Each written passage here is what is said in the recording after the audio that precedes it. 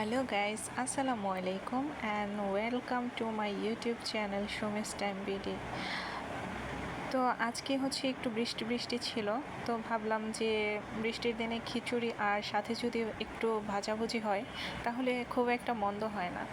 তাই নেমে পড়লাম সেটা তৈরি করার জন্য। তো এখানে আমি কাঁকরোল কেটে নিলাম প্রথমেই ধুয়ে টুয়ে, তারপর হলুদ, লবণ, মরিচ এগুলো দিয়ে সুন্দর করে মাখিয়ে নিচ্ছিলাম। তো মাখাতে মাখাতে চিন্তা করছিলাম যে আসলে কতটা এগিয়ে নিয়ে যেতে পারবো রান্নাটা। তো বিসমিল্লাহ বলে নেমেই পড়লাম রান্না বান্নায়। তো এখানে দেখতে পাচ্ছেন আমি তেলের মধ্যে সবগুলো কাঁকরোল একে একে দিয়ে দিচ্ছিলাম। তো কাঁকরোল দেওয়ার পর একটু ঢাকনা দিয়ে কিছু সময়ের জন্য ঢেকে দিয়েছিলাম যেন কাঁকরোলটা সুন্দর করে একটু সিদ্ধ হয়। তারপর একটু লাল লাল করে ভেজে নেওয়ার চেষ্টা করছিলাম। অলমোস্ট লাল হয়েই গেছে, কালারটা চলে এসেছে, আপনারা দেখতে পাচ্ছেন। তো এখন আমি একে একে উঠিয়ে নিচ্ছিলাম কাঁকরোল ভাজাগুলো, আর পরবর্তী রান্নার প্রিপারেশন নিচ্ছিলাম। এই যে দেখেন কাঁকরোলের ফাইনাল লুকটা। তারপর আমি সাথে আলু বেগুন ধুয়ে নিলাম ভাজা করার জন্য। তো বেগুন ভাজাটা তাড়াতাড়ি করে ফেলেছিলাম, আর আলু ভাজা বসিয়ে দিচ্ছিলাম। তো আলু ভাজা বসিয়ে দিয়ে চিন্তা করছিলাম আর কি কি আইটেম অ্যাড করা যায়। তো আলু ভাজাটাও আমি লাল লাল করে ভেজে নিয়েছিলাম, কারণ আমার আবার ভাজাভুজি একটু লাল লাল করে না ভাজলে খেতে ভালোই লাগে না আমার কাছে।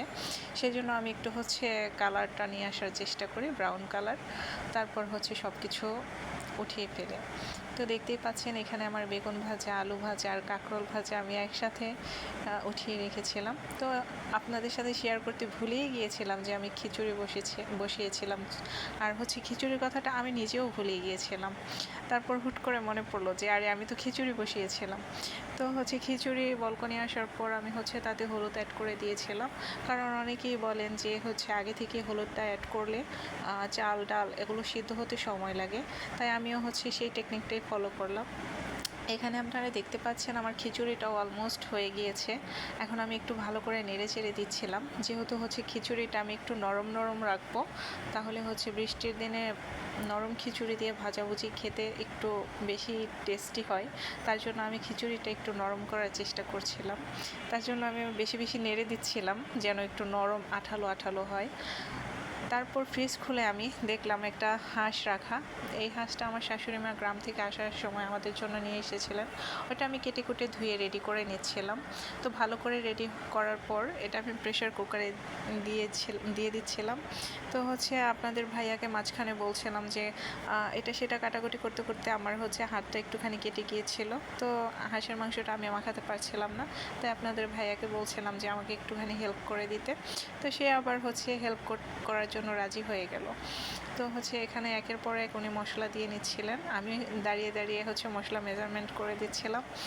তো মশলা টশলা সব কিছু উনি একের পর এক দিয়ে দিচ্ছিলেন, সাথে একটু হাঁস ভুনার মশলাও অ্যাড করে দিচ্ছিল। তো সব কিছু দিয়ে দেওয়ার পর এখন ফাইনাল মাখামাখির পর্বটা চলেই আসতেছিল। আমি শুধু ওয়েট করতেছিলাম উনি কিভাবে মাখায় জিনিসটা। তো উনি দেখলাম ঝটপট জিনিসটা মাখিয়ে ফেললো। তো মাখানোর পর ভালোভাবে মশলাগুলোকে ভিতরে যেন যায় এভাবে কচলিয়ে দিচ্ছিল। তো আমি সাথে একটু আলু দিয়ে দিচ্ছিলাম, কারণ মাংসের মধ্যে আলু না দিলে আমার ভালো লাগে না। মাংসের মধ্যে আমার আলুটাই বেশি পছন্দের, তার জন্য আমি কিছু আলু টুকরো টুকরো করে দিয়ে দিচ্ছিলাম। আর এখানে অ্যাড করে দিচ্ছিলাম কিছুটা পানি, যেহেতু রান্না করতে করতে অনেকটা সময় দেরি হয়ে গিয়েছিল আর একটু লেট করে রান্নাটা বসিয়েছিলাম। তাই আমি হাঁসের মাংসটা প্রেশার কুকারে দিয়ে দিয়েছিলাম। ইভেন প্রেশার কুকারে দিয়ে আমি এটা 4টা সিটি মেরেছিলাম।